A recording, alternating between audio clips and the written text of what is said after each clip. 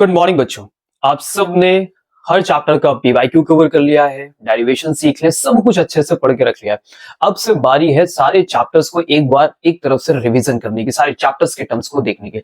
इसलिए हम एक छोटा सा लेक्चर वीडियो आपके लिए लेके आ रहे हैं ताकि ऐसा कोई टर्म ना बचे जो आपसे छूट जाए। ठीक है, तो हमने वो सारे टॉपिक्स इसमें अरेंज किए हैं जो लास्ट 5 इयर्स में कई बार रिपीट हुए हैं, और इसीलिए हम चाहते हैं कि आपसे रिवीजन में ऐसा ना हो कि आपको लग रहा हो कि ये इंपॉर्टेंट नहीं है और ऐसी कंडीशन में आपसे छूट जाओ और क्वेश्चन पेपर में इस रिलेटेड टॉपिक से कोई क्वेश्चन आ जाए तो फिर आपको लगेगा कि इसे पढ़ लेना चाहिए था, है ना। तो ऐसा कुछ ना हो, क्योंकि आप पढ़ रहे हो, आप अपने अकॉर्डिंग चीजें सोच रहे हो, थिंक कर रहे हो, तो उसमें हम ये कोशिश करें कि कोई टॉपिक मुझसे बचे नहीं। फिलहाल तो यही है, लेकिन कुछ ऐसे इंपॉर्टेंट टॉपिक्स हैं जिनके चांसेस ज्यादा हैं, तो वो बिल्कुल भी किसी रीजन से ना छूटे, वो भले फिर आपको डिफिकल्ट ही क्यों ना लगते हो, एक बार उन्हें जरूर देख लिया जाए। क्या बात समझ रहे? तो चलो आ जाओ, देखते हैं कुछ टॉपिक्स हमने सेलेक्ट किए हैं। कौन कौन से टॉपिक्स हैं? तो हमने जो भी टॉपिक सेलेक्ट किए हैं, चांसेस उनके 26 में आने के। ठीक है, फिजिक्स से पेपर बनेगा, सिंपल सी बात है, फिजिक्स का टॉपिक है, कोई बहुत बड़ी तीर वाली बात नहीं हो रही यहाँ पे। ठीक है, बस एक्सपेक्टेड है चांसेस इनके, क्योंकि हमने लास्ट 5 इयर्स के पैटर्न्स को देखा है, तो इनके चांसेस ज्यादा मिले। क्यों ये टॉपिक्स हमने रखे? क्योंकि बोर्ड एग्जाम में कई बार रिपीट हुए। ठीक है, इनके जो न्यूमेरिकल्स मिलेंगे उस डेरिवेशन और थ्योरी के साथ मिक्स फॉर्म में बहुत बार मिला, मतलब लॉग्स में भी मिलेंगे, शॉर्ट्स में भी मिलेंगे। इसके बाद यहाँ से जो हाई मार्क्स क्वेश्चन आते ही रहते हैं, मोस्ट ऑफ द चांसेस यहाँ से आते हैं। और एनसीईआरटी एग्जांपल और पीवाईक्यूज इनका डायरेक्टली कनेक्शन, मतलब एनसीईआरटी की जो एग्जांपल क्वेश्चंस मिलेंगे और पीवाईक्यूज जो मिलेंगे वो कहीं ना कहीं आपको लिंक मिल ही जाएंगे। ठीक है, तो जल्दी से देखते हैं कि कौन कौन से टॉपिक्स हमको कहाँ से पढ़ने हैं। मतलब मैं ये नहीं कह रहा हूँ कि यही टॉपिक पढ़ने हैं, मैं ये कहना चाहता हूँ कि ये टॉपिक छूटने नहीं चाहिए। समझ गए बात को? ठीक है, देखो सबसे पहला इलेक्ट्रोस्टैटिक्स में आता है। ठीक है, हाई स्कोरिंग है, रिपीटेड है, कई बार आता है, मतलब क्वेश्चंस मिलना ही मिलना है। कौन कौन से टॉपिक्स हैं? देखो सबसे पहले कूलम्ब्स लॉ का वेक्टर फॉर्म देखना है आपको। Electric field due to the dipole, जिसमें एक्सियल और इक्वेटोरियल आप कवर करोगे। इलेक्ट्रिक पोटेंशियल में स्पेशली वर्क डन का बहुत क्वेश्चन पूछा जाता है। ठीक है, वो आपसे इक्वेटोरियल लाइन पे भी आपको क्या करेंगे, टर्म्स देंगे 0,0,z 0,0,y, समथिंग ऐसे कुछ वैल्यूज गिवन करेंगे और बोलेंगे वर्क डन करके दिखाइए। ठीक है, पोटेंशियल एनर्जी का एक क्वेश्चन आपने देखा होगा 25 में 24 में आपको मिलेगा, जहां पे एक्सटर्नल फील्ड में वैल्यूज रखे वो चेंज पूछते हैं, तो आप उसे ध्यान दीजिएगा। गॉस थ्योरम तो आपको पता है कि मोस्ट इंपॉर्टेंट है, क्वेश्चन बनना ही बनना है यहाँ से। ठीक है, रेशियोज के क्वेश्चन बनते हैं, फ्लक्स रेशियोज के क्वेश्चन बनते हैं, एप्लीकेशंस आपको कोई ना कोई मिल ही जाएगा, तो आपको एप्लीकेशन ध्यान देना है। कैपेसिटेंस पैरेलल प्लेट में आओगे तो इसमें सबसे खास बात है कि डायलेक्ट्रिक को फिलअप करने के बाद ये न्यूमेरिकल अपने डिजाइन करके देते हैं, और यहीं पे कॉम्बिनेशंस पढ़ोगे तो कॉम्बिनेशंस के भी अच्छे से क्वेश्चन मिलते हैं, क्योंकि इसमें हम ये नहीं पहचान पाते कि कौन सीरीज है कौन पैरेलल, तो वो भी एक इंटरेस्टिंग टॉपिक होता है जहां पे इक्विवेलेंट वैल्यू हमें निकालनी होती है। फिर आ जाओ यहाँ पे energy stored and energy density, capacitor में कितनी एनर्जी स्टोर होती है, उसकी डेंसिटी क्या होती है, ऐसे न्यूमेरिकल्स पिछले सालों में कई बार देखे गए।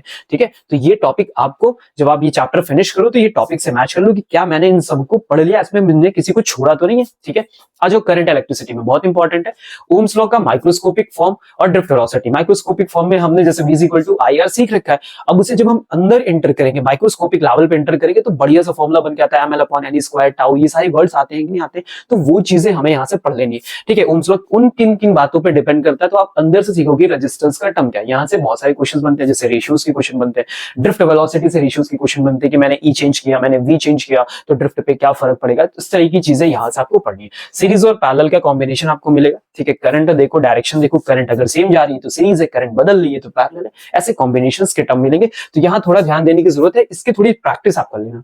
ठीक है, फिर आते हैं किरचॉफ लॉ एप्लीकेशन में। किरचॉफ लॉ में पहले दोनों लॉज पढ़िए, अच्छे से पढ़िए, उनके स्टेटमेंट अच्छे से पढ़िए। आप अगर क्वेश्चन आए तो आपको एक्सप्लेन करना आना चाहिए, एनी हाउ बहुत अच्छे से पढ़ना। उसके बाद फिर उसके न्यूमेरिकल्स आप जाइए, सर्किट प्रॉब्लम्स है। ठीक है, आपको जिस मेथड से सिखाया गया है एंड टाइम पे वो मेथड मत बदलिएगा, सेम मेथड की प्रैक्टिस करिए, आंसर आएगा। इसके बाद आता है व्हीटस्टोन ब्रिज, इंपॉर्टेंट है, बैलेंस कंडीशन। सिर्फ ये पढ़ोगे, चांसेस रहते हैं कि यहां से क्वेश्चन आपको मिल जाए, या फिर ये पूरा पूरा व्हीटस्टोन ही मिल जाए, हमेशा बैलेंस कंडीशन मिलती है, तो इसको ध्यान रखिए। ठीक है, इसकी प्रैक्टिस करिए, इसको लिख कर, जिसमें भी डायग्राम और ये बाकी चीजें बनती है ना, उनको प्रैक्टिस करनी ही करनी है, उन्हें ऐसे नहीं छोड़ना। अब आ जाओ magnetic effect of electric current and magnetism, जहां आप बहुत ज्यादा घबराते हो भाई। ठीक है, तो घबराने वाली कोई बात नहीं है, समझो बात को यहाँ पे। इसमें से बायो-सेवर्ट लॉ और उसके एप्लीकेशन पढ़ लो। जैसे मैंने यहाँ पे लिखा है, इनफाइनाइटली लॉन्ग वायर होगा, सेंटर पे कितनी मैग्नेटिक फील्ड है, उसकी एक्सियल पे, एक्सिस पे कितनी मैग्नेटिक फील्ड है। अब इन मैग्नेटिक फील्ड्स के रेशियो पूछ लेते हैं वो। ठीक है, यहाँ पे रखा, फिर रेशियोज बताओ, तो ऐसे क्वेश्चन वहां देखने को मिलेंगे। Force on a moving charge, F = QEB वाले में डायरेक्शन और पाथ उन्होंने बहुत पूछा पिछले साल के, आप जितने भी पीवाईक्यूज आपने देखे वहां पे आपको ये मिलने वाला है। ठीक है, करंट कैरिंग लूप है, करंट कैरिंग लूप का इंपॉर्टेंस क्या है कि भाई किसी भी मैग्नेटिक फील्ड में रखा है तो कितना होगा, 2 लूप दे देते हैं, उनके बीच में फोर्स पूछते हैं, डायरेक्शन पूछते हैं तो वो क्वेश्चन वहां से। Moving coil galvanometer long question है भाई, बहुत इंपॉर्टेंट है, पढ़ना है। यहाँ से कन्वर्जन का क्वेश्चन बनता है, सेंसिटिविटी का क्वेश्चन बनता है, तो ये इंपॉर्टेंट है, इसलिए किसी भी हालत में छूटे नहीं। अगर आपको ये कठिन लगता है तो 2 से 3 बार लिख के प्रैक्टिस कर डालो, अपने आप ही इजी हो जाएगा। Ampere circuital law, solenoid concept, solenoid आपको पता है कि पूछा जाता है, इसका फॉर्मूला कंटिन्यूअस काफी कंटिन्यू लगता ही रहता है, ठीक है। आप जाओगे सेल्फ इंडक्शन, म्यूचुअल इंडक्शन, वहां हर जगह इसकी वैल्यू यूज होती रहती है, तो आप इसे पढ़ेंगे जरूर, समझ गए बात को। अब आते हैं हम लोग इलेक्ट्रोमैग्नेटिक इंडक्शन और अल्टरनेटिंग करंट में। इनमें से हमने कौन से टॉपिक रखे हैं या फिर रखे क्या है कि जो रिपीटेड है ना, मोस्ट ऑफ द चांसेस उनके हैं। तो इसमें से फैराडे लॉ और लेंज लॉ को देखा गया कि इनका सीधे सीधे उन्होंने स्टेटमेंट ही पूछा है। अब पिछले साल के जब आप पीवाईक्यूज कर रहे थे तो आपने वहां देखा होगा कि लेंज लॉ को कंटिन्यूअसली वो पूछ ही रहते, state the Lenz law, state the Lenz law, state the Faraday's law, मिला था, देखा है आपने। अभी सेल्फ इंडक्शन और म्यूचुअल इंडक्शन आपको आना चाहिए, जिसमें एल की वैल्यू, एम की वैल्यू, और इसी फॉर्मूले पे इनके न्यूमेरिकल है, जहां पे सबसे ज्यादा सेल्फ इंडक्शन का रिलेशन न्यूमेरिकल है कि नंबर ऑफ टर्न्स चेंज करने पे सेल्फ इंडक्शन में क्या चेंज हुआ, ऐसे क्वेश्चंस यहाँ पे ज्यादा है। एलसीआर सीरीज है, पता है आपको, हमेशा से इंपॉर्टेंट, आपने इसको ऑलरेडी पढ़ के रखा है। इसका फेजर डायग्राम आपको आना चाहिए, इसकी रेजोनेंस कंडीशन आनी चाहिए, और फिर पावर फैक्टर का टर्म यहाँ पे मिलता है। मतलब अगर लॉन्ग क्वेश्चन ये बनाते हैं तो लास्ट में जाके पावर फैक्टर के दम पे ये पूछते हैं कि बताओ कि आंसर क्या आएगा। पावर फैक्टर यूनिटी बोल देते हैं और फिर कहते हैं रिजल्ट निकालो। तो जब ये यूनिटी हो जाएगा इसका मतलब ये रेजोनेंस की कंडीशन पे, और फिर रेजोनेंस से इस सीरीज का आंसर बनता है। समझिए बात को। ट्रांसफॉर्मर इजी है, स्टेप अप स्टेप डाउन, अभी हमने पिछले लेक्चर में दिया भी आपको, अच्छे से सीख लेना, डायरेक्शंस बना लेनी, प्रैक्टिस करनी, पीक वैल्यू और आरएमएस वैल्यू पढ़ लेनी, उनके रिलेशंस आपको याद होने चाहिए, क्योंकि जब क्वेश्चन बनता है तो इनके रिलेशन के साथ वो बोलते हैं इक्वेशन भी बना के दो, v equal to V not sine omega T, अब उसमें वो बोलते हैं आरएमएस के रिलेशन बना के दो। समझ में आ रही बात? तो ऐसे क्वेश्चंस हमें आने चाहिए, आएंगे तब जब हमें रिलेशन क्या होगा, याद होगा। समझ गए बात को। आ जाओ ऑप्टिक्स में, आ जाओ। ऑप्टिक्स में रे और वेव को हमने एक साथ कंबाइन किया, पावर कॉम्बो बोले भाई, क्यों पावर कॉम्बो, क्यों? क्योंकि 18 नंबर का, 18 मार्क्स का है भाई, छोटी मोटी बात नहीं है। अगर यहां से तुमने गिर भी हालत में 15 भी अगर कवर कर लिए तो बहुत बड़ी बात होती है, बहुत बड़ी बात होती है। देखो ध्यान से, मिरर फॉर्मूला पढ़ना है, साथ में प्रिज्म पढ़ना है। देखो प्रिज्म की बहुत ज्यादा इंपॉर्टेंस है, मिरर फॉर्मूले से भी ज्यादा इंपॉर्टेंस हो जाती है, क्योंकि डायग्राम बेस्ड न्यूमेरिकल बनते हैं। आपने देखो कोई एंटर कर रहा है 90 डिग्री पे, कोई 60 डिग्री पे, तो कितने पे एमिट करेगा, उसमें पाथ आप ट्रेस करो, तो इस तरह के क्वेश्चन सबसे ज्यादा प्रिज्म में भारी पड़े, आपने देखा है। Lens maker formula always important था। कॉम्बिनेशन ऑफ लेंस के न्यूमेरिकल आपको मिलते हैं 3 मार्क्स में, ये रखा हुआ पक्का मिल जाता है, ठीक है। सरफेस के न्यूमेरिकल्स भी देख लेना, जिसमें हमारे पास क्या होता है, mu two by V minus mu one by U is equal to mu two minus mu one by R, है ना। तो उस पे बेस भी न्यूमेरिकल्स आपको साइन कन्वेंशन के साथ देखने को मिलेंगे। टीआईआर और ऑप्टिकल फाइबर पिछली बार पूछा गया, प्रॉपर ऑप्टिकल फाइबर को एक्सप्लेन करने के लिए आया। क्रिटिकल एंगल बेस्ड पे आपको न्यूमेरिकल मिले, ठीक है। छोटे छोटे न्यूमेरिकल से ग्लास स्लैब को कहीं रख दिया, वाटर में रख दिया, तो फिर क्रिटिकल एंगल बेस्ड आपको क्वेश्चन देखने को मिले, जिसमें हमने इनको और स्नेल्स लॉ को कंबाइन करके कई बार क्वेश्चन किए हैं, ठीक है। यंग डबल स्लिट एक्सपेरिमेंट में आओगे, यंग डबल स्लिट एक्सपेरिमेंट आपको पता है कि इस चैप्टर में इसी की सबसे ज्यादा इंपॉर्टेंट है, ठीक है। इसका डेरिवेशन और इसका ग्राफ, ग्राफ का मतलब क्या होगा, एनर्जी डिस्ट्रीब्यूशन कर्व होता है। एनर्जी डिस्ट्रीब्यूशन क्या होता है, कर्व होता है। तो वो कर्व को ही मैंने यहाँ पे ग्राफ लिखा हुआ है, वो आपको तैयार करना है। इंटरफेरेंस, डिफ्रैक्शन पैटर्न्स, ठीक है, इनको पढ़ लेना। इसमें जो सबसे ज्यादा क्वेश्चंस मिले थे पिछले, जो हमने अपने लेक्चर्स में कवर किए हैं, आपने जो देखे, उसमें सबसे ज्यादा 5 नंबर में इनको रखा गया था, और 5 नंबर में पूछा गया था हाइगेन्स का प्रिंसिपल बताओ, डिफ्रैक्शन क्या होता है, इंटरफेरेंस क्या होता है, फिर आप मुझे बताओ कि चेंजेस करने पे क्या क्या इफेक्ट पड़ते हैं, डिस्टेंस को ये कर दें, वो कर दें। साथ में ये न्यूमेरिकल्स में कोइंसाइड का टर्म बड़ा पूछा था कि 5th bright 6th dark coincide कर गई, कोइंसाइड कर गई, ऐसे क्वेश्चंस थे, तो ये इंपॉर्टेंट है, ठीक है।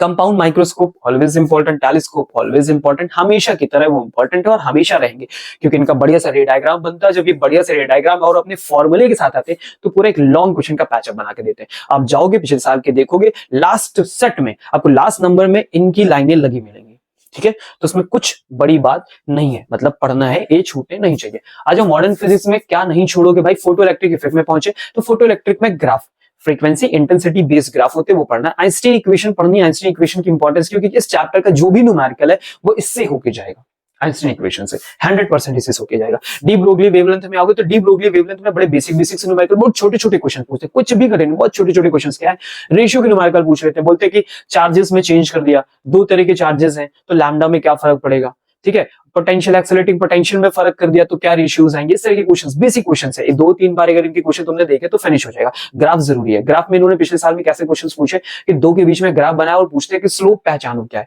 पूछते हैं कि कौन सा हैवियर है, समझ में आ रहा है? इस तरह के क्वेश्चन यहाँ से बनते हैं, तो ये आपको देखना है, बहुत इजी है, 10 15 20 मिनट अगर दे दिया तो काम हो जाता है। यहाँ पे बोर्स मॉडल में आओगे, बोर्स मॉडल में सबसे ज्यादा क्या पूछे गए हैं, जो पिछले साल के क्वेश्चंस हैं उसमें radii, energy, frequency, time period का रिलेशन एन के साथ पूछा गया। एन क्या है? Principal quantum number. कभी एन क्यूब हो जाता है, कभी वो एन स्क्वायर हो जाता है, कभी वो 1/n हो जाता है। तो ऐसा रिलेशन शो करने के लिए यहाँ पे बहुत बार आया। मास डिफेक्ट, बाइंडिंग एनर्जी, क्योंकि इस चैप्टर में जाओगे तो भाई बाइंडिंग एनर्जी का ही न्यूमेरिकल तुमको मिलना है। ठीक है, बाइंडिंग एनर्जी कितनी होगी, तो आपको 2 न्यूक्लियस दे देंगे। ठीक है, एक से ब्रेक हुआ होगा या फिर फ्यूजन हो रहा होगा, वहां पे एनर्जी कैलकुलेशन का टर्म आता है। तो आपको वहां से मास इफेक्ट निकालना है, डिफरेंस करना है, बाइंडिंग एनर्जी निकालनी, और उससे भी इंपॉर्टेंट बात कि उसका बाइंडिंग एनर्जी कर्व बन के आता है। ठीक है, बाइंडिंग एनर्जी कर्व बन के आता है, पोटेंशियल एनर्जी का मास नंबर के साथ बन के आता है, तो उन्हें जरूर पढ़ लेना। फ्यूजन फिजन, ठीक है, 2-2 लाइन के स्टेटमेंट है और एक रिएक्शन है, पढ़ लीजिएगा। 2-2 लाइन के, समझ गए? इसको छोड़ना नहीं है। अगर आपको ऐसा लग रहा है कि नहीं इंपॉर्टेंट है, नहीं पढ़ना है, छोड़ना नहीं। क्लोजेस्ट अप्रोच और अल्फा स्कैटरिंग एक्सपेरिमेंट, ठीक है, अलग नाम से इनको पूछा जाता है ना, अलग नाम से। देखो वो लोग कुछ भी टर्म एक तरह से देखा जाए तो छोड़ नहीं रहे, वो पूछ लेते हैं कि आपने न्यूक्लियस कैसे ढूंढा, कौन से एक्सपेरिमेंट से आपको न्यूक्लियस मिला, बताओ। तो कैसे मिला? तो क्लोजेस्ट अप्रोच से मिला, अल्फा स्कैटरिंग से मिला। समझ में आ रही? इस तरह के टर्म्स वो पूछ लेते हैं, तो आप इनको छोड़ ही नहीं पाओगे। इंपैक्ट पैरामीटर क्या होता है, तो वो इंपैक्ट पैरामीटर ना पूछ के वो पूछ लेते हैं कि ऐसी कौन सी चीज है जिससे ये टर्म होता है, तो इंपैक्ट पैरामीटर वहां कनेक्ट होता है, तो आना चाहिए। समझ रहे हो बात को? समझ रहे हो? तो मॉडर्न फिजिक्स में कुछ छोड़ने लायक नहीं, क्योंकि बहुत छोटे छोटे टर्म्स है, बहुत छोटे छोटे, सिर्फ 10-10 15-15 20-20 मिनट में अगर हमने देखे ऐसे रिवाइज कर दिया ना, तो ये अपने आप ही तैयार हो जाते हैं। ठीक है, पीवाईक्यूज हमने अच्छे से किए हैं, आप सबको पता है, तो यहाँ पे कुछ टर्म छोड़ने वाली बात नहीं, सब कुछ कवर है वहां पे।